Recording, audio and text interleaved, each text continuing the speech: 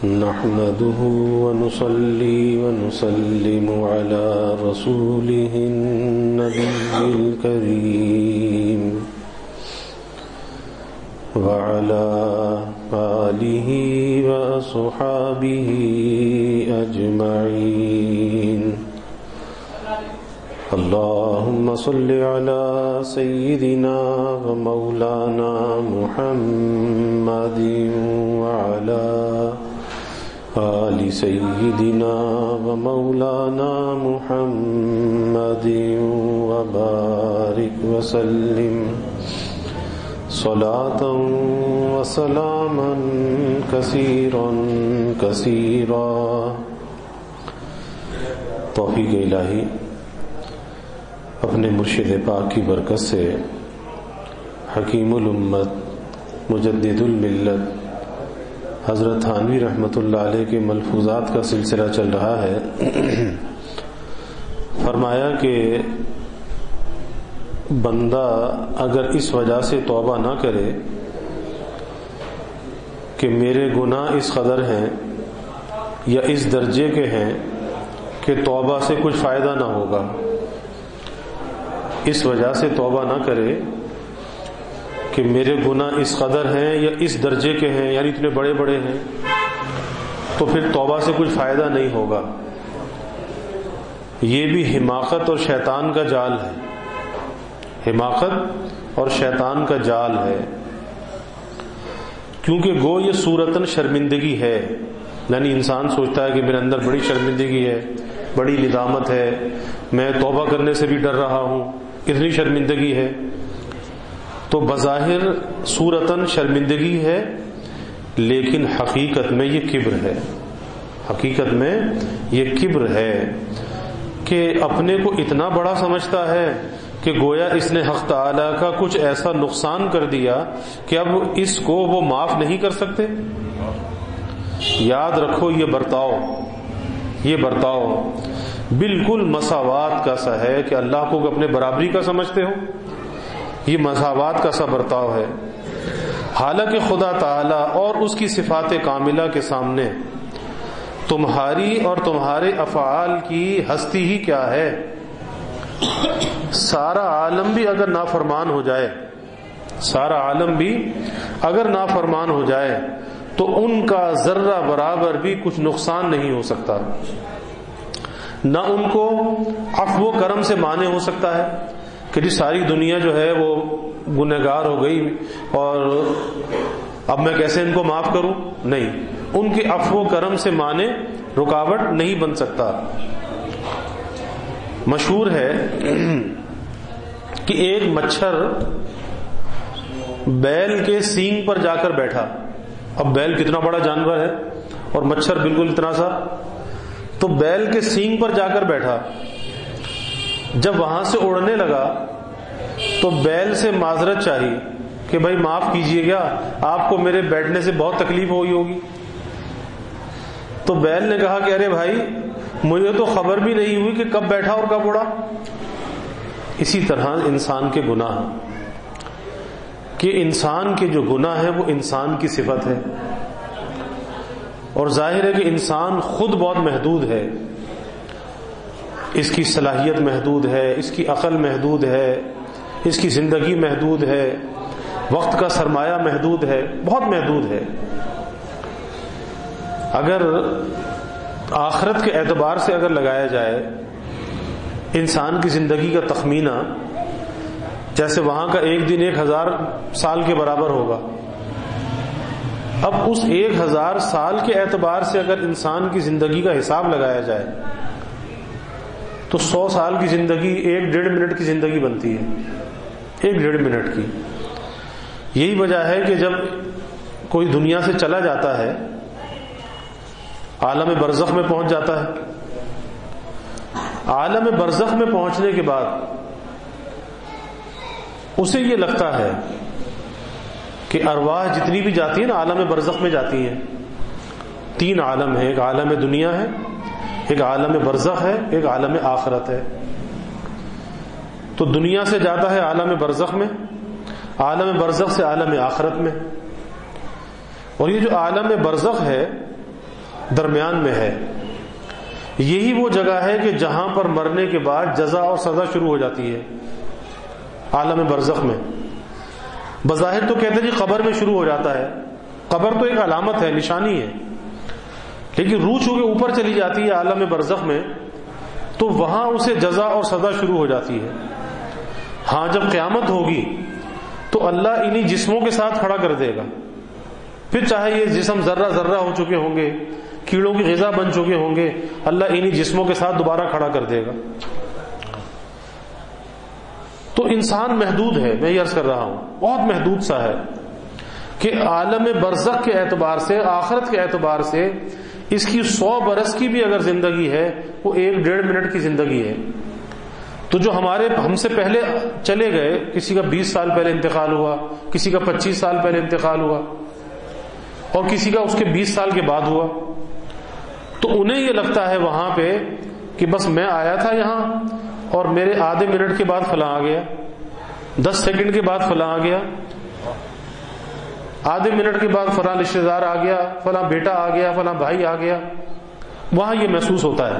ہمیں تو یہ لگتا ہے نا کہ جی فلاں کے انتقال کے 20 سال کے بعد بیٹے کا انتقال ہوا، 25 سال کے بعد بیٹے کا انتقال ہوا، لیکن انہیں یہ لگتا ہے کہ بس سیکنڈوں کے حساب سے لوگ چلے آ رہے ہیں. یہ کیفیت ہے. تو انسان کی زندگی محدود، اس کے اعمال محدود، اس کی قوت، اس کی صلاحیت، ہر چیز محدود ہے. لامحدود کون ذات ہے؟ اللہ رب العزت کی ذات ہے. ان کی ذات بھی لامحدود، ان کی صفات بھی لامحدود، کہ جس کا کوئی انسان احاطہ نہیں کر سکتا. تو ایک محدود اور ایک لامحدود کا کیا جوڑ ہے؟ کوئی جوڑ نہیں. اگر انسان گناہ کرتا ہے، نافرمانی کرتا ہے، تو یہ گناہ کرنا، نافرمانی کرنا، یہ کس کی صفت ہے؟ انسان کی صفت ہے. اور جیسا یہ محدود سا ہے ایسی اس کی صفت بھی محدود سی ہے.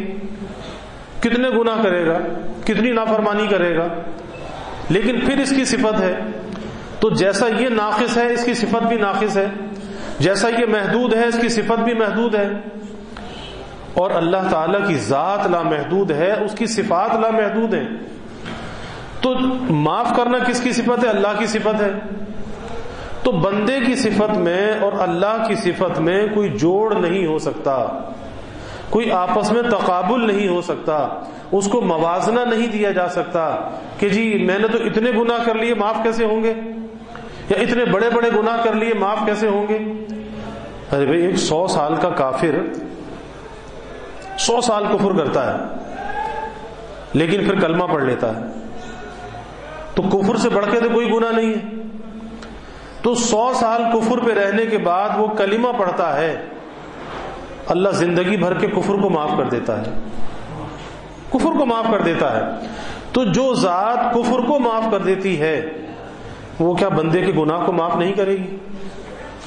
اور وہ تو بندے کی توبہ کا انتظار کرتا ہے، کب میرا بندہ معافی مانگے، کب مجھ سے رجوع کرے اور میں اسے معاف کر دوں. تو وہ رب تو اتنا مہربان ہے، لیکن کچھ ہماری نفسانیت ہوتی ہے، کچھ شیطان کا دھوکہ ہوتا ہے.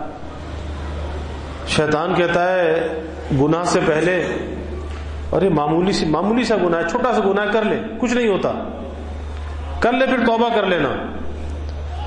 اب شیطان کے بہکاوے میں آ کے گناہ کر لیا. اب جب گناہ کر لیا تو اب پھر شیطان دوسرا وار کرتا ہے.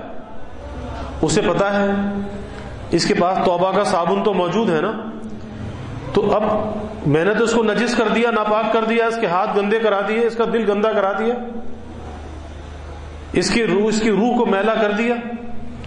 لیکن اسے پتا ہے کہ اس کے پاس توبہ کا صابن موجود ہے، یہ تو غسل کر لے گا، ہاتھ دھو لے گا تو میل تو دور ہو جائے گا. تو گناہ کرانے کے بعد اب شیطان اسے دھوکہ دیتا ہے. ایک دھوکہ تو یہ دیتا ہے تو نے تو بہت بڑا گناہ کر لیا، اتنا بڑا گناہ کر لیا، اب تیرا گناہ معاف کیسے ہوگا، کیسے معاف ہوگا. اب انسان بھی کہتا اچھا اتنا بڑا گناہ ہو گیا، معاف تو ہوگا نہیں، چلو پھر گناہ ہی کرتے رہو. اب کس کی مراد پوری ہوئی؟ شیطان کی مراد پوری ہو گئی. وہ تو چاہتا یہی تھا کہ جس ناپاکی میں، گندگی میں اس کو ڈبو دیا ہے اس سے باہر نہ نکلے، اسی گندگی میں یہ ڈوبا رہے، اسی نجاست میں یہ ڈوبا رہے. تو شیطان کی مراد پوری ہو گئی. ایک دھوکہ یہ دیتا ہے، کہتا بھائی ابھی تو نے گناہ کر لیا، ٹھیک ہے تو توبہ کر لے گا تو گناہ معاف ہو جائے گا، لیکن پھر بھی تو تجھ سے گناہ ہوگا نا، پھر گناہ کرے گا تو توبہ تیری ٹوٹ جائے گی. تو جب تیری توبہ ٹوٹ جائے گی تو توبہ کا فائدہ کیا ہوا؟ تو گناہ کرتا رہے، ابھی شیطان کا جال ہے. تو گناہ کرتا رہے، پھر کوئی آخر وقت آئے گا، پھر توبہ کر لینا. تو اسے کسی آخر وقت کے انتظار میں مبتلا کر کے گناہوں کے راستے پہ لگا دیتا ہے. یعنی جس گندگی میں ڈبویا تھا اس سے باہر نکالنا اسے گوارا نہیں ہے کہ یہ باہر نکل جائے.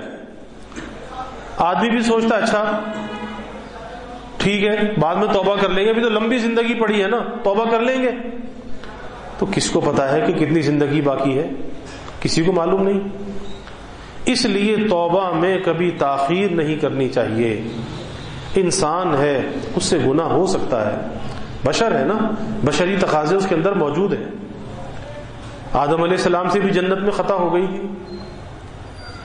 کیا تھا؟ شیطان نہیں تو تھا نا وہاں پہ، اس نے بہکا دیا تھا. اللہ نے کہا کہ اس شجر کے اس درخت کے قریب مت جانا، اس نے بہکا دیا، اس شجر کا درخت کا پھل کھا لیا. لیکن اللہ تعالیٰ کی ایک مشیت، ایک نظام ہے، ایک تقدیر ہے، وہ غالب آتی ہے. اسی لیے بزرگوں نے لکھا ہے کہ جنت میں اللہ آدم علیہ السلام کی جو معرفت تھی وہ وہاں پہ کامل درجے کی نہیں تھی. وہاں پہ اللہ کا جمال تو دیکھا تھا، اللہ کا جلال نہیں دیکھا تھا. جلال نہیں دیکھا تھا، جمال دیکھا تھا. تو معرفت ناقص تھی، کامل نہیں تھی. اب جب وہ غلطی ہوئی، وہ گناہ نہیں ہے، غلطی ہے. جب وہ غلطی ہوئی اب اللہ کا جلال دیکھا، جنت کا لباس اتروا دیا گیا. اب درختوں کے پتوں سے بدن کو ڈھک رہے ہیں. کہا کہ جاؤ جنت سے نکلو، دنیا میں جاؤ، دنیا میں بھیج دیا. اب معرفت کامل ہو گئی، جلال کا مشاہدہ بھی ہو گیا، جمال کا مشاہدہ بھی ہو گیا. اب معرفت کامل ہو گئی. تو انسان کی جبلت میں یہ صفت موجود ہے کہ اس سے خطا ہو سکتی ہے، غلطی کر سکتا ہے. لیکن یہ تو کہیں نہیں کہا گیا کہ انسان اس سے گناہ نہیں ہوگا. جب اللہ یہ کہتا ہے کہ ہم نے خیر اور شر کے تقاضے رکھے ہیں، فَأَلْهَمَهَا فُجُورَهَا وَتَقْوَاهَا، کہ خیر اور شر کے تقاضے اس کے اندر موجود ہیں، تو بھئی اس سے خیر بھی ہوگی، شر بھی ہوگا. لیکن اس شر پر، اس برائی پر جمنا نہیں چاہیے. غلطی سے ہو گئی فوراً توبہ کر لے، فوراً معافی مانگ لے، فوراً اللہ سے اپنا معاملہ صاف کر لے. یہی وجہ ہے کہ رات کو سونے سے پہلے اپنا محاسبہ کر کے، اپنا احتساب کر کے اللہ تعالی سے صلح کر کے سونا چاہیے، معافی مانگ کر سونا چاہیے. پتہ نہیں سونے کے بعد اٹھنا نصیب ہوگا یا نہیں ہوگا، کیا معلوم ہے کہ اٹھنا نصیب ہو یا نہ ہو. ابھی کسی کا انتقال ہوا، رات کو سویا تھا، صبح کو بیدار نہیں ہوا، صبح گھر والے جگا رہے ہیں، اس میں تو سانس ہی نہیں ہے. تو کبھی وہ اس لیے کہتے ہیں نا کہ نیند جو ہے یہ موت کی بہن ہے. النوم اخت الموت، یہ نیند موت کی بہن ہے، کہ بالکل موت کے مشابہ ہے. بس نیند کے بعد آدمی بیدار ہو جاتا ہے، موت کے بعد بیدار نہیں ہوگا، پھر سوتا رہے گا قیامت تک. تو اس لیے روزانہ رات کو سونے سے پہلے اپنا احتساب ضرور کرنا چاہیے. احتساب کیا ہے؟ کہ جیسے دکاندار اپنی دکان کا حساب کرتا ہے، ایک آدمی اپنے دفتر کا حساب کرتا ہے کہ سارے دن میں کیا کام کیا میں نے. تو اپنی ذات کا حساب ہے، دکان کا نہیں، ذات کا، کہ سارا دن میرا کیسا گزرا. ظاہر دن میں اچھے کام بھی کیے ہوں گے، دن میں کوئی خطا بھی ہوئی ہوگی، بھول چوک بھی ہوئی ہوگی. سوچنا چاہیے. چند منٹ لگتے ہیں، زیادہ وقت نہیں ہے، کوئی 2-4 گھنٹے کا کام نہیں ہے. ہاں دن میں نمازیں 5 تھی، جماعت سے پڑھ لی، یا اللہ تیرا شکر ہے. کوئی اور نیکی کی، یا اللہ تیرا شکر ہے. گناہ سے بچ گیا، یا اللہ تیرا شکر ہے. جیسے آج توفیق دی، یا اللہ کل بھی توفیق دینا. تو جو اچھی توفیق مل گئی اس پر اللہ تعالیٰ کا شکر ادا کرنا، اور شکر پر اللہ کا وعدہ ہے لئن شکرتم لازیدنکم، کہ تم میری نعمت پہ شکر کرو تمہاری نعمت کو بڑھا دوں گا۔ تو جب ہم نیکی پر اللہ کا شکر ادا کریں گے، اللہ کا وعدہ ہے اللہ ہماری نیکیوں کو بڑھا دے گا۔ اور یاد رکھیے کہ اللہ اپنے وعدے کے خلاف نہیں کرتا، اللہ کا وعدہ سچا ہے، اللہ کے وعدے پر یقین ہونا چاہیے۔ اللہ نے جب کہا لئن شکرتم لازیدنکم، اللہ کا وعدہ سچا ہے۔ تو سوچے آج دن میں کیا کیا خیر حاصل ہوئی، کیا کیا نیکی کی، کس گناہ سے بچنے کی توفیق ہوئی۔ شکر شکر شکر۔ اور پھر سوچے کہ خطا کیا ہوئی، کہیں آنکھ تو نہیں بہک گئی، کہیں زبان تو نہیں بہک گئی، کہیں ہاتھ سے کسی کو تکلیف تو نہیں پہنچا دی، کسی کا مال تو نہیں مار لیا، وغیرہ وغیرہ۔ سوچتا چلا جائے اور جب سوچے گا تو ایک خاکہ اس کا سامنے آ جائے گا کہ آج کیا غلطی کی ہے۔ اگر کسی بندے کی حق تلفی کی ہے، اگلے دن معافی مانگ لے اس سے جا کر کہ بھائی میری زبان سے کوئی بات ایسی نکل گئی تھی، اللہ کے لیے مجھے معاف کر دینا، معاملہ صاف رکھے۔ اور اگر اللہ کے حق میں کوئی کوتاہی ہو گئی، کوئی بد نظری ہو گئی، کوئی گانا باجا موسیقی سن لی، کسی کی غیبت سن لی، اللہ سے معافی مانگ لے، یا اللہ مجھے معاف فرما دے، یا اللہ مجھے معاف فرما دے۔ اور بڑی اہم بات یہ ہے کہ جب بندہ اللہ سے معافی مانگے تو اپنے جرم کے اعتراف کے ساتھ معافی مانگے، تعویل کے ساتھ نہیں، ہاں یہ وجہ تھی تو یہ غلطی مجھ سے ہو گئی، نہیں، اعتراف جرم یہ اللہ کو پسند ہے کہ یا اللہ میرے پاس میری خطا کا، میرے گناہ کا میرے پاس کوئی عذر نہیں ہے۔ میں یہ کہہ دوں جی فلاں مجبوری تھی میں نے یہ گناہ کر لیا، یا اللہ میرے پاس کوئی اس کا عذر نہیں ہے، بس میں مجرم ہوں، اپنے آپ کو آپ کے دربار میں پیش کرتا ہوں، آپ اپنی رحمت کے چھینٹے ڈال دیجئے، میری توبہ کو قبول کر لیجئے، مجھے پاک صاف کر دیجئے۔ وہی تو پاک کرنے والا ہے نا، اس کی سوا کون پاک کرنے والا ہے؟ اس کی رحمت کے دریا میں چھلانگ لگائے گا تو پاک ہو جائے گا، اور وہ رحمت کا دریا تو موجود ہے۔ مولانا روم رحمۃ اللہ علیہ نے حکایت لکھی ہے کہ ایک شخص دریا کے کنارے کھڑا ہے، اور اسی پر یہ واقعہ ہے کہ دریا کے کنارے کھڑا ہے اور دریا سے کہہ رہا ہے کہ رہا بھائی میں تو اتنا نجس ہوں، اتنا ناپاک ہوں، میں تیرے اندر کیسے آؤں؟ اب اسے یہ لگ رہا ہے کہ اگر میں دریا میں چلا گیا تو کہیں دریا ناپاک نہ ہو جائے، تو دریا بزبان حال اس سے یہ کہتا ہے، دریا یہ کہتا ہے کہ ارے بھائی میرے اندر آئے بغیر تو پاک ہوگا نہیں، کیونکہ پانی ہے جو انسان کو پاک کرتا ہے، میل کچیل کو دور کرتا ہے، تو میرے اندر آئے بغیر تو پاک ہوگا نہیں۔ اور اس بے وقوفی کے خیال کو دماغ سے نکال دے کہ تو میرے اندر آئے گا تو مجھے ناپاک کر دے گا، ارے تو کیا تیرے جیسے ہزاروں میرے اندر آ جائیں، میں ان سب کو پاک کر دوں اور میں پھر بھی خود پاک رہوں، میں پھر بھی پاک رہوں۔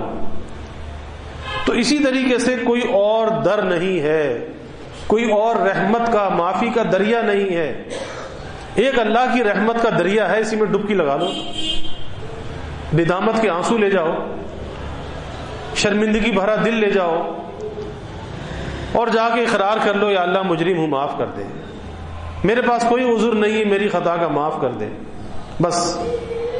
اور جب دل کی یہ کیفیت ہوتی ہے نا، دل کی یہ کیفیت، تو اللہ بندے کے الفاظ کو نہیں دیکھتا کہ یہ زبان سے کیا کہہ رہا ہے، اللہ دل کی کیفیت کو دیکھتا ہے کہ توبہ کسی زبان کے الفاظ کا نام نہیں ہے، توبہ دل کی کیفیت کا نام ہے۔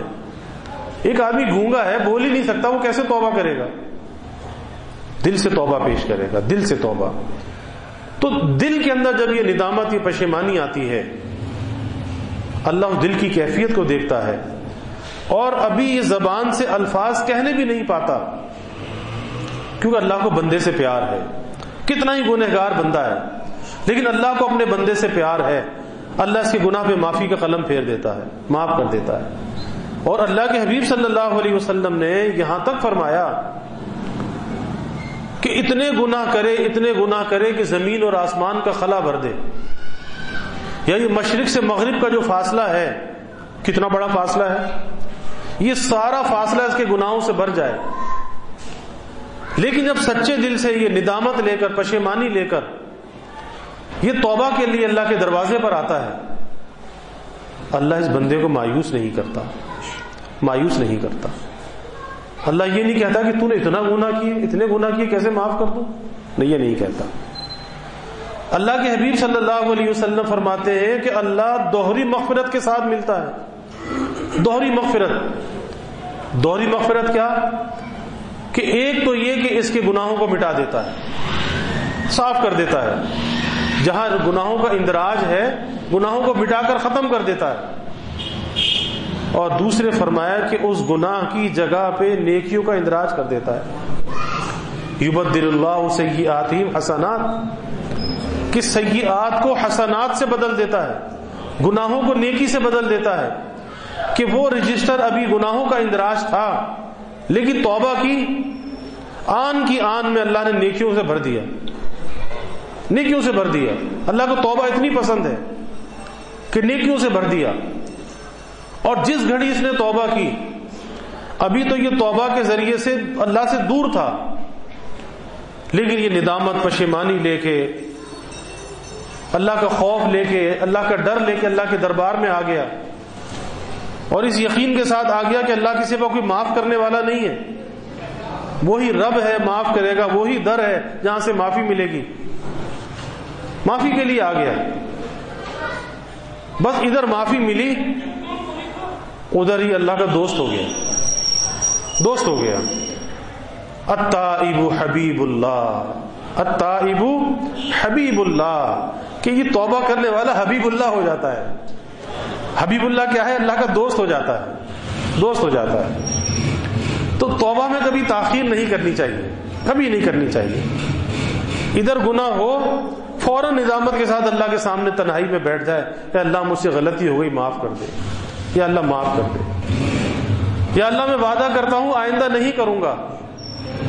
بس یہی تو ہے نا کہ پہلی چیز کیا ہے؟ دل میں ندامت کا آنا، دل میں شرمندگی اور پشیمانی کا آنا. دوسری چیز ہے گناہ کو ترک کر دینا. دل کے اندر یہ عزم اور ارادہ ہو کہ بس آئندہ گناہ نہیں کروں گا. گناہ کو ترک کر دیا، چھوڑ دیا، ٹھیک ہے اب ہو گیا، لیکن اب میں نے چھوڑ دیا. اور آئندہ کے لیے ایک عزم، ایک ارادہ، ایک وعدہ کہ آئندہ اس گناہ کے قریب نہیں جاؤں گا. بس اس چیز کے ساتھ توبہ کی، اللہ نے زندگی بھر کے گناہ معاف کر دی. ہاں کچھ چیزیں ایسی ہیں، اگر کوئی قضا نمازیں ذمہ ہیں تو بھائی پڑھنا شروع کر دے، اس کو ادا کرتا رہے. کوئی قضا روزے ہیں نہیں رکھے، ان روزوں کو رکھے، کیونکہ اس کے قضا کا گناہ تو معاف ہو جائے گا، لیکن قرض معاف نہیں ہوگا، قرض تو ادا کرنا پڑے گا. ہاں اس کے قضا کرنے کا گناہ معاف ہو جائے گا توبہ سے. کسی کا کوئی پیسہ دبا لیا، کسی کا کوئی قرض لے کے واپس نہیں کیا، اگر حیثیت ہے تو واپس کر دے، نہیں ہے تو اس سے معافی مانگ لے، اس سے مہلت لے لے کہ بھائی یا تو مجھے اللہ کے لیے معاف کر دو، یا اگر میرے پاس جب ہوں گے میں آپ کو دے دوں گا، آپ مجھے مہلت دے دو. پھر اللہ سے دعا کرو، کوشش کرو، اللہ کی مدد شامل حال ہوگی.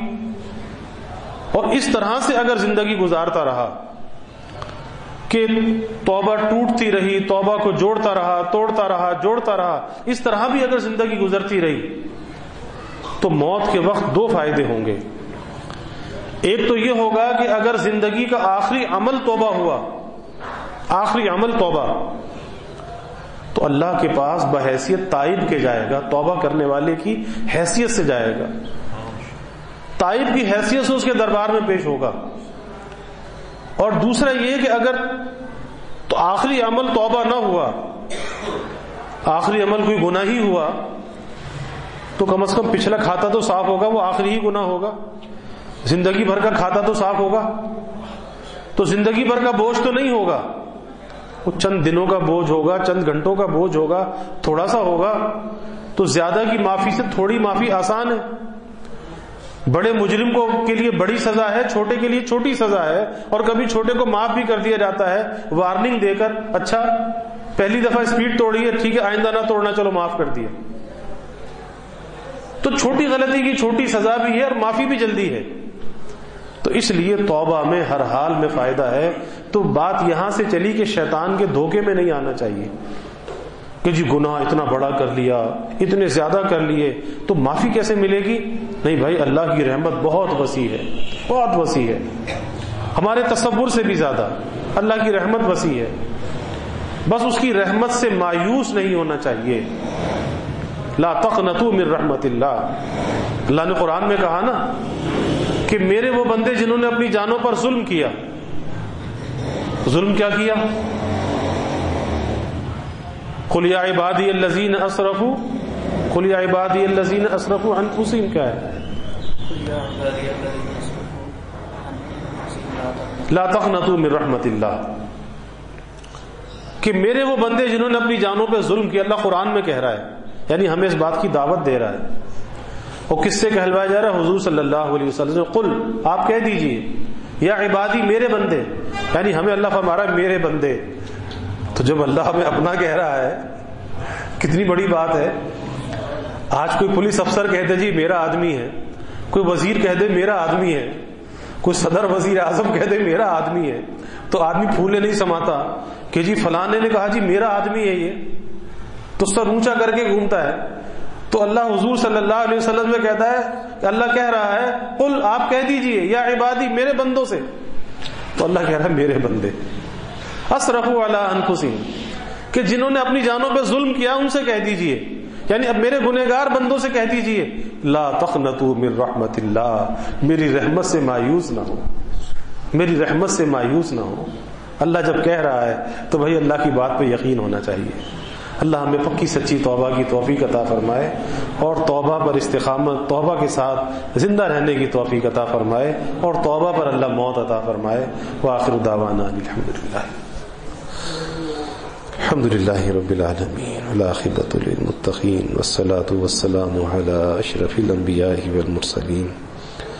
اللہم صل علی سیدنا ومولانا محمد وعلی آل سیدنا ومولانا محمد وبارک وسلم. ربنا آتنا فی الدنیا حسنہ وفی الآخرۃ حسنہ وقنا عذاب النار. ربنا اتمم لنا نورنا واغفر لنا انک علی کل شیء قدیر. اللہم اعنا علی ذکرک وشکرک وحسن عبادتک. اللہم وفقنا لما تحب وترضى من القول والعمل والفعل والنیت والهدى انك على كل شيء قدیر. اللهم انا نسألك الهدى والتقى والعفاف والغنى. اللهم انا نسألك الصحة والعفة والأمانة وحسن الخلق والرضا بالقدر. اللهم انا نعوذ بك من جهد البلاء ودرك الشقاء وسوء القضاء وشماتة الأعداء. رب تقبل توبتنا واغسل حوبتنا وأجب دعوتنا وسدد ألسنتنا واهد قلوبنا واسلل سخيمة صدورنا. اللهم اغفر ذنوبنا واستر عيوبنا واشرح صدورنا واحفظ قلوبنا ونور قلوبنا ويسر أمورنا وحسن مرادنا وتمم تقصيرنا. اللهم نجنا مما نخاف يا حفي الألطاف. اللهم أرنا الحق حقا وارزقنا اتباعه وأرنا الباطل باطلا وارزقنا اجتنابه. اللهم إنا نسألك العفو والعافية والمعافاة الدائمة في الدين والدنيا والآخرة والفوز بالجنة والنجاة من النار.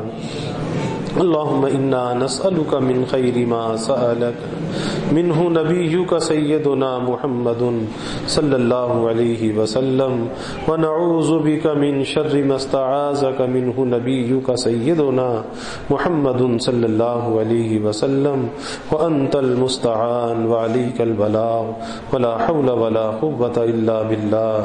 وجزى الله عنا محمدا صلى الله عليه وسلم ما هو آله وصلى الله تعالى وسلم على النبي الكريم.